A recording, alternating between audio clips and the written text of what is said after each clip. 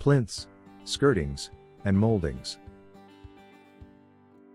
When we create rooms, plinths and moldings are automatically created in them. In Roomtodo, moldings refer to the upper plinths. When we click on a wall, the options become available on the right side.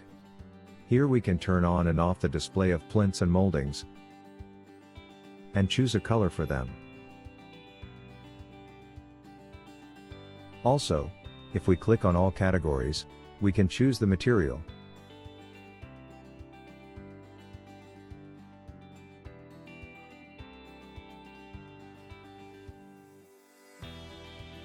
To apply the changes to the entire room, we need to click here. If we click on the plinth or molding itself, we will be able to change the direction of the selected material,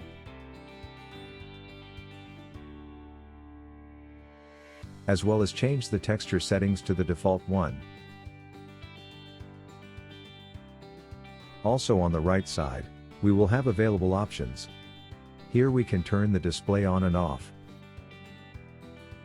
change the material, as well as the color, and we can change their height and depth. We can do this with the help of arrows, or by entering values manually. If you have the Pro version, you will also be able to change the shape of the plinths and moldings.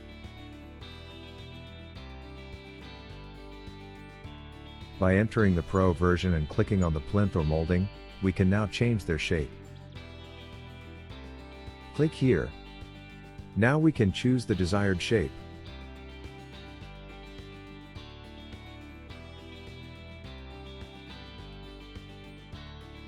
As well as change the height and depth using the arrows, or by entering values manually.